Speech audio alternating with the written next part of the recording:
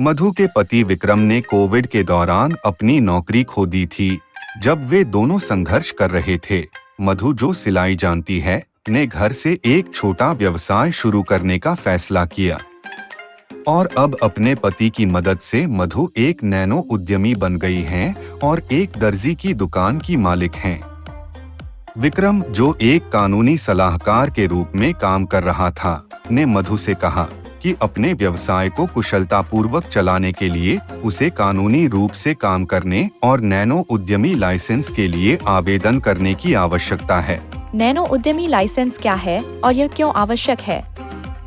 भारत में व्यवसायों को कानूनी रूप से संचालित करने के लिए विभिन्न लाइसेंस और परमिट प्राप्त करने होंगे। यहाँ कुछ कारण बताए गए हैं कि भारत के लिए व्यवसाय लाइसेंस और परमिट क्यों आवश्यक है।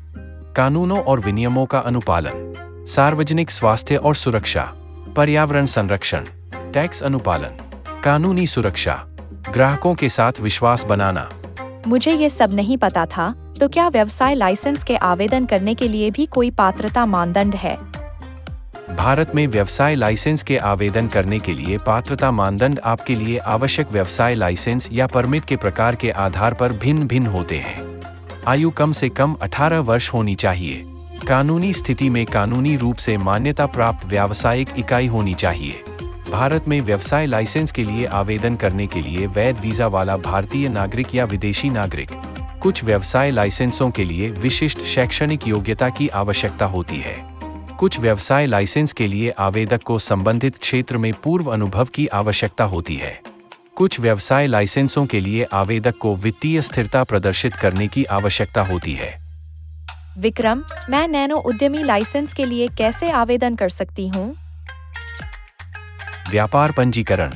अपने व्यवसाय को आधिकारिक तौर पर सरकार के साथ साइन अप करें ताकि आप इसे सुचारू रूप से चला सकें। जीएसटी पंजीकरण। 40 लाख या कुछ राज्यों के लिए 20 लाख रुपए से अधिक वार्षिक टर्नओवर वाला प्रत्येक व्यवसाय को जीएसटी के लिए पंजीकरण कराना होगा। Trade licence. ऐसे व्यवसायों के लिए ट्रेड लाइसेंस की आवश्यकता होती है जिनमें व्यापार या वाणिज्य शामिल होता है, जैसे दुकानें, रेस्तरां और अन्य प्रतिष्ठान। एमएसएमई पंजीकरण। उद्यम पंजीकरण। सूक्ष्म, लघु और मध्यम उद्यम एमएसएमई विभिन्न लाभ और सब्सिडी का लाभ उठाने के लिए एमएसएमई अधिनियम के तहत पंजीकरण प्राप्त कर सकते हैं। दुकानें एवं प्रतिष्ठान लाइसेंस। भौतिक प्रतिष्ठान वाले सभी व्यवसाय, जैसे दुकानें, कार्यालय और अन्य वाणिज्यिक प्रतिष्ठान, को संबंधित राज्य दुकानें और स्थापना अधिनियम के तहत पंजीकृत होना चाहिए। व्यावसायिक कर पंजीकरण। कुछ राज्यों में कर्मचारियों वाले व्यवसायों को पेशेवर कर पंजीकरण प्राप्त करना होगा और पेशेवर कर का भुगतान करना होगा। आयात निर्यात कोड आईईसी। सामान आयात या निर्यात करने वाले व्यवसायों को विदेश व्यापार महानिदेशालय से आईईसी की आवश्यकता होती है। गुमाश्ता पंजीयन।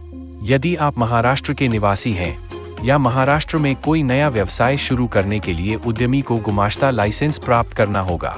अन्य पंजीकरण और लाइसेंस।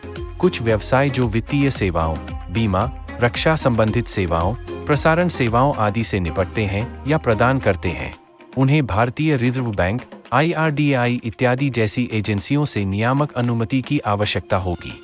व्यवसाय लाइसेंस प्राप्त करने की प्रक्रिया व्यवसाय के प्रकार, उसके स्थान, उसके आकार और उसकी प्रकृति पर निर्भर करती है। धन्यवाद विक्रम। मैं तुरंत लाइसेंस प्राप्त करने की प्रक्रिया शुरू करूंगी।